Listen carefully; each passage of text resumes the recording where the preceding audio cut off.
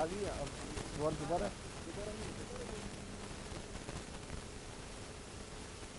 मौजूदा हुकूमत जो जब बनी थी गवर्नर नकवी साहब थे वैसानी चीफ मिनिस्टर बने हमें बड़ी उम्मीदें थी दो तरह की उम्मीदें थी एक तो ये कि आज वो गवर्नर थे वज़ीर आला थे और नवाब और सरदार भी हैं हमें ये उम्मीद थी कि ये नेगोशिएशन करेंगे हमारे नाराज़ भाइयों या बाहर जो भी वजूहात बने थे मैं ये समझता था कि ये कुछ न कुछ परफॉर्मेंस हमें देंगे मुझे भी उम्मीदें थी मैंने प्रेस कॉन्फ्रेंस वक्त किया था चीफ मिनिस्टर भी बलोच चीफ सेक्रेटरी भी बलोच IGFC भी बलोच था सारे यानी हर जगह बलोच के पहचान कोई नहीं लेकिन 3 साल गुजर जाने के बाद अब हमें ये कहना पड़ रहा है मजबूर है कि इनकी परफॉर्मेंस बिल्कुल ज़ीरो रही और इनसे अब हमें कोई उम्मीद नहीं ना आने वाले वक्त में उम्मीद होगी ना आज में उम्मीद क्योंकि वो सब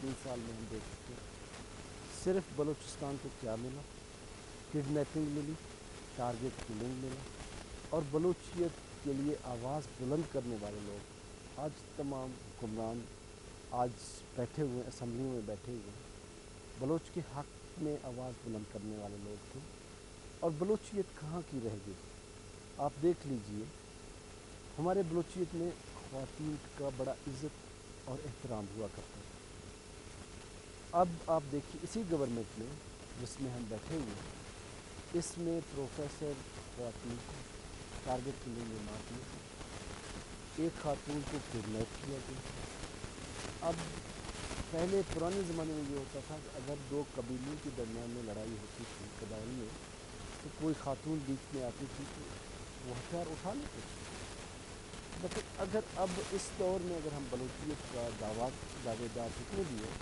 तो अब बलूचियत के लिए कुछ रह नहीं गया हम जो हालात आपके सामने जो अभी मैंने पेश किए अब सिर्फ नाम के हम बलूच रहेंगे काम के बलूच जो मैं समझता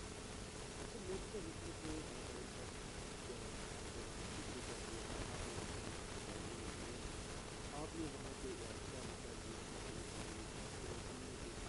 या आपने वहाँ पे तरजीह हाँ देखिए बलूचिस्तान में और पंजाब में एक चीज़ कहा जाता था कि जी सरदार और नवाब तरक्यात के कामों के में रुकावट बड़े रुकावट है ठीक है हम भी कहते थे कि ऐसा ही है लेकिन नहीं अब जो हमें नज़र आ रहा है उसको बिल्कुल बरक्स अब मैं खुद वहाँ से अलग हुआ अब हमें पता है कि हम कितनी प्रॉब्लम्स और कितनी हेडेंस हमारे बीच में आ रही हैं हमारे रास्ते में बहुत सी हज़ारों रुकावटें हैं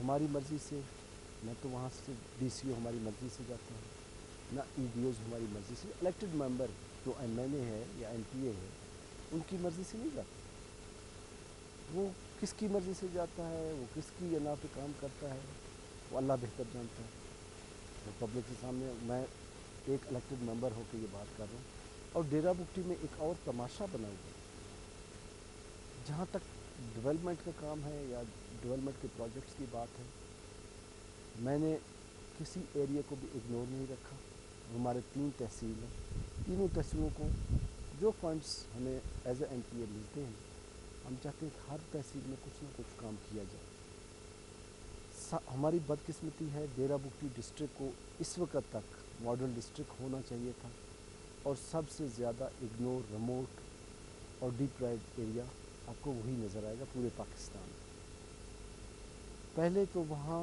के जो बलोच थे एजुकेटेड नहीं थे उन्होंने हथियार उठा लिए थे कि हम अपने हकूक़ के लिए आवाज़ बुलंद करते हैं अब बदकिस्मती से मुझे ये भी नज़र आ रहा है अब जो हमारे ग्रेजुएट्स हैं हमारे जो पढ़े लिखे लोग हैं उनका भी ऐसा रुझान बन रहा है वो क्यों बन रहा है वो सिर्फ़ ये जो ऐवानों में बैठे हैं लोग इनके रवैयों के ख़िलाफ़ इन्होंने इवन कि ये एक फ़ैसला हुआ था एक पॉलिसी मेकर्स जो इस्लामाबाद में बैठते हैं उनने एक पॉलिसी बनाई है कि जी अनस्किल्ड लेबर जो है वो भी बाहर से आएगी 50%। स्किल्ड लेबर की बात तो और होती है ना وہ اسکل لیبر پہ تو بڑے بہانے مارتے ہیں کہ آپ اتنے ایجوکیٹڈ نہیں ہیں، آپ کے پاس ٹیکنیکل لوگ نہیں ہیں، اس لیے ہمیں لانے پڑتے ہیں. لیکن انسکلڈ لیبر کی مجھے سمجھ، کم از کم مجھے سمجھ نہیں آتی کہ وہ یہ بات کیوں کرتے ہیں. کیا کوئی ڈیرہ بگٹی کا یا کھولو کا یا بلوچستانی وہ مالی بننے سے بھی رہا اور ڈرائیوری بھی نہیں کر سکتا؟ اس کو یہ حق بھی نہیں ہے کہ اپنے ضلع میں یا اپنے ڈسٹرکٹ میں وہ اپنے روزگار کما سکے؟ اگر ایسے رویے جاری رکھے جائیں گے تو یہ اچھے شواہد نہیں ہیں. ہم پاکستان کو اور بالخصوص بلوچستان کو اس طرف دھکیل رہے ہیں کہ مجبوراً جو بھی ذی شعور، جو بھی ایجوکیٹڈ آدمی ہوگا وہ بھی شاید وہی لینگویج استعمال کر رہا ہوگا جو ہمارے پرانے قائد تھے. طارق صاحب، جب تک نواب بگٹی زندہ تھے تو یہ کہا جاتا تھا کہ نواب بگٹی ڈیرہ بگٹی میں ترقیاتی کاموں کو لانے سب سے بڑی رکاوٹ ہے. وہ وہاں پہ نہیں چاہتے کہ کوئی ترقیاتی کام ہو، ان کی جیلیں بھی ہیں لیکن وہ تو نہیں رہے. اب آپ بھی یہی بات کہہ رہے ہیں جو نواب بگٹی کہتے تھے کہ وہاں پہ اب کچھ بھی نہیں ہو رہا. آپ کیا سمجھتے ہیں کہ نواب بگٹی تو اب نہیں رہے، اب کون ہوگا وہاں؟ دیکھیے ابھی بھی وہی ہو رہا ہے، ایگزیکٹلی وہی ہو رہا ہے جو نواب صاحب کے دور میں ہوتا تھا. ایگزیکٹلی وہ ہو رہا ہے. وہ کرنے والے کون ہیں، استعمال کون ہو رہا ہے؟ ہمارے اپنے لوگ ہیں، وہی کر رہے ہیں. جو بھی آپ نام دیتے ہیں، وڈیرا ہے یا سردار ہے یا جو بھی ہے، آگے وہ ہوتے ہیں، ظاہری طور پہ وہ ہیں. تو ہم جو دیکھتے ہیں، ابھی آپ دیکھ رہی ہیں ڈیرہ بگٹی میں کیا ہو رہا ہے، میں آپ کو بتاتا ہوں. امن لشکر قائم کیے جا رہے ہیں. کل کو وہی لوگ فراری، اب مشرف دور میں ان کو فراری کا نام دیا گیا تھا، اسلحے لے لیے جا رہے تھے کہ جی یہ فراری لوگ ہیں، یہ مسکرینٹس ہیں، یہ حالات خراب کر رہے ہیں. آج وہی ایگزیکٹلی لوگ وہی ہیں. اب اسلحہ تھمایا جا رہا ہے اور ان کو امن لشکر کا نام دیا جا رہا ہے. یہ اچھے سٹیپس نہیں ہیں. امن کے نام پہ لوگوں کو مسلح کیا جا رہا ہے. امن کے نام پہ لوگوں کو مسلح کیا جا رہا ہے. میں سمجھتا ہوں کہ اگر ڈسٹرکٹ ایڈمنسٹریشن موجود ہے، لا انفورسمنٹ موجود ہے، ایف سی موجود ہے، پولیس موجود ہے، ان کی موجودگی کے باوجود ہمیں کیا ضرورت پیش آئی کہ ہم لشکرز بنا لیں اسی طرز کے جس طرز کے افغانستان میں بنائے گئے تھے. مجاہدین کا نام دیا گیا تھا، ان کو اسلحہ تھمایا گیا تھا. آج وہ سب کے لیے جو بنے ہوئے ہیں، حوالے جان بنے ہوئے آپ کے سامنے ہونے چاہ رہے ہیں، اسی طرز کا بالکل ایگزیکٹلی ڈیرہ بگٹی میں ہو رہا ہے اور یہ اچھے شواہد نہیں ہیں. طارق صاحب، یہ جو امن لشکر بنایا جا رہا ہے، لوگوں کو مسلح کیا جا رہا ہے، آپ کیا سمجھتے ہیں یہ کیوں مسلح کیا جا رہا ہے؟ اس کے پیچھے کیا مقصد ہے؟ یہ میں نے اسمبلی میں on the floor of the house بھی یہ بات کی ہے اور ایگزیکٹلی وہی چیزیں ہو رہی ہیں جو پرانے نواب صاحب کے دور میں ہوتی تھی. ابھی کل کی بات ہے کہ پرسوں کی بات ہے، 2 بندوں کو آگ پہ چلایا گیا. یہ ہیومن رائٹس وائلیشن ہے بہت بڑی، اور اس کے متعلق میری اسٹیٹمنٹس بھی آئی ہیں اور میں انشاءاللہ ہائی کورٹ اور سپریم کورٹ کو رجوع کرنے والا ہوں اس پہ کہ یہ آگ پہ تھوڑا سا اس کی تفصیل بتائیے گا کہ کیا واقعہ ہے؟ یہ آگ پہ چوری کے کیس پہ یا قتل کے کیس پہ. اب جہاں کورٹس موجود ہیں، سپریم کورٹ موجود ہے، ہائی کورٹ موجود ہے، ہمارے وکلا موجود ہیں، ہمارے جج صاحبان موجود ہیں، یہ کیا نوبت پیش آئی کس چیز کی کہ وہ آلٹرنیٹ وہاں کوئی اور نظام بنایا جا رہا ہے. ان کی موجودگی میں لوگوں کو کوئی اور ٹرائل کیا جا رہا ہے کس انداز میں کہ آگ جلایا جاتا ہے، اس پہ 7 قدم رکھے جاتے ہیں، اس میں پھر وہ جل گیا وہ گلٹی ہے، جو نہ جلا وہ انوسنٹ ہے. تو یہ کوئی طریقہ کار نہیں ہے پورے پاکستان میں. تو میں نے نہیں سنا کہ ایسے ایکسپیرینس لیکن یہ ہمارے یہاں ہوتا ہے. یہ ہمارے ڈیرہ بگٹی میں ہو رہا ہے، ایگزیکٹلی ہو رہا ہے. تو اس کی حوصلہ شکنی کے لیے کیا کرنا چاہیے؟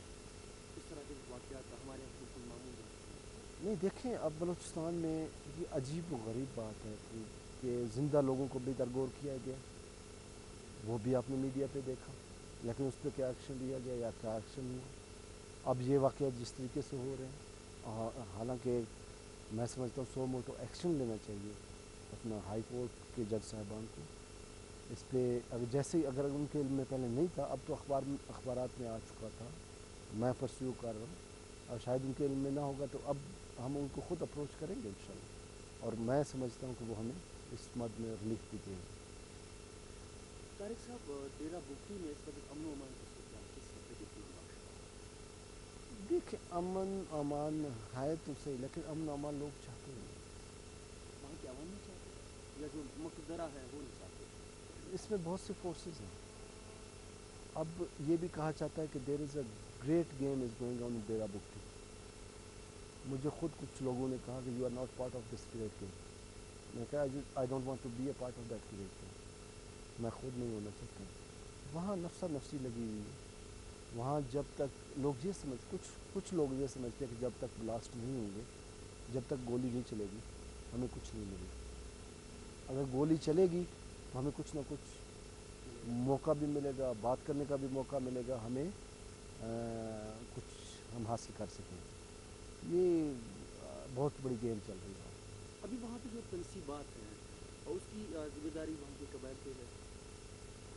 اٹھائی ہوئی ہے، قبائل نے بھی اٹھائی ہوئی ہے، لیکن فورسز موجود ہیں نا. اب حالانکہ اب 750 امن لشکر بنائے گئے، ان کو اسلحہ تھمایا گیا اسی نام پہ کہ جی ہم علاقے کا ڈیفینس کر رہے ہیں، ہم علاقے کو پروٹیکٹ کر رہے ہیں. کیا پروٹیکٹ کر رہے ہیں؟ وہی لینڈ مائنس بچتے ہیں، وہی بلاسٹنگ تنصیبات ہوتی ابھی ہے، اڑائی جاتی ہیں. وہی ہو رہا ہے. بس وہ میرا خیال یہ ہے کہ بس یہ صرف اپنے کھانے پینے کے لیے یہ چیزیں ہوتی ہیں، باقی ایسا کوئی پرابلم نہیں ہے. طاہر صاحب، آپ کے خیال میں بلوچستان کا مسئلہ اصل میں ہے کیا اور اس کا حل کیا ہے؟ کیونکہ جتنا ٹائم گزر رہا ہے یہ مسئلہ اب پیچیدہ سے پیچیدہ ترین ہوتا جا رہا ہے. اس کا حل کچھ سمجھ میں نہیں آتا لوگوں کو. نہیں، بات یہ ہے کہ بلوچستان اب تو پورے پاکستان کا یہ حال ہو گیا. اب صرف آپ بلوچستان تک محدود لیکن یہاں پہ جو آگ لگی ہوئی ہے اس کی نوعیت کچھ نہیں اور ہے، نہیں جو نہیں پاکستان نہیں میں نہیں چل رہا ہے نہیں وہ کچھ اور ہے. نہیں آپ اس اینگل میں دیکھ رہے ہیں، لیکن میں اس اینگل میں دیکھتا ہوں کہ پورے پاکستان کا یہ حال ہے جو بلوچستان کا ہے. پہلے سپریشن کی باتیں ہوتی ہیں صرف بلوچستان کے لیے. اب میں یہ سمجھتا ہوں کہ پورے پاکستان میں کوئی جگہ آپ دیکھیں جو محفوظ ہو. سٹنگ گورنر اسلام آباد میں اس کا مرڈر ہوتا ہے. آپ کے انتظامیہ کے لوگ حالانکہ اگر ہمارے اسمبلی میں بڑی بحث ہوئی کہ ہم حالات کو کس طریقے سے بہتر بنا سکیں، اور دوسرے دن آئی جی پولیس اور چیف سیکرٹری صاحب مچ کے ایریے میں ان پہ راکٹ فائر ہوتا ہے. ڈی سی او جھلمگسی کڈنیپ ہوتے ہیں. اب آپ مجھے یہ بتائیے جو انتظامیہ والے یا جج صاحبان وہ محفوظ نہیں ہیں، کیا ایک عام آدمی، ایک عام شہری کا کیا ہوگا؟ اب بلوچستان اور کوئی تو ان کے گھر والے دعا کرتے ہیں کہ اللہ خیر سے ان کو واپس شام کو خیر سے وہ گھر پہنچے. یہ حالات بن چکے ہیں. ایسے حالات بلوچستان کی کبھی بھی نہیں تھے. اور دوسری طرف ڈکٹیٹر کی باتیں ہوتی ہیں، مشرف کی باتیں ہوتی ہیں. تو وہ ہوتی ہے وہ کہنا تھا ہم ایکٹڈ میں رہے، ہم آن لیں گے، ہم ہر ضلع سے ایکٹڈ لڑائیں گے. اب آپ یہ بتائیے کہ ہم کیا دیں بلوچوں کو کیا ملا، یا یہاں جو پنجابی بیٹھے ہوئے ہیں ان کو کیا ملا، چاہے ہزارے بیٹھے ہوئے ہیں ان کو کیا ملا؟ صرف یہی ٹارگٹ کلنگ ان کو ملی. آپ دیکھ لیجیے. اور قتل و غارت ان کو ملا. اور تو ہم کچھ بھی نہیں دے سکے. اور اس پہ ابھی کوئی سیریس ایکشن مجھے نظر نہیں آتا کہ کوئی بھی اس میں کوئی سیریس ہو. ایون کہ آپ کے اپنے ایک وزیر اٹھ کے دوسرے وزیر کے بارے میں بھی یہ on the floor of the house کہتا ہے کہ جی کڈنیپر ان کے کمرے میں موجود ہیں. آپ کے بھی علم میں ہوگا. جب اس طرح کے حالات ہوں تو پھر کیا بنے گا؟ یہ لاوا جو پک رہا ہے نا بلوچستان کا، یہ it will be a disaster for Pakistan. اب کیا دیکھتے وٹ ہیں آئی تھنک. بلوچستان اور پاکستان کا مستقبل موجودہ حالات میں، جس طرح بھی آپ نے کہا؟ نہیں دیکھیے، اب میں سمجھتا ہوں کہ پاکستان بہت برے وقت سے گزر رہا ہے. اب ابھی بھی ہم گزر جائیں گے اس نہیں برے وقت سے. نہیں نہیں گزرنا بہت مشکل ہے، بہت مشکل ہے. یہ وقت جو ہم پہ گزر رہا ہے ایسی کڑا وقت کبھی بھی نہیں آیا تھا. اور میں حیران اور پریشان ہوں کہ ہمارے پہلے پاک آرمی کے بڑے وہ ہوتے تھے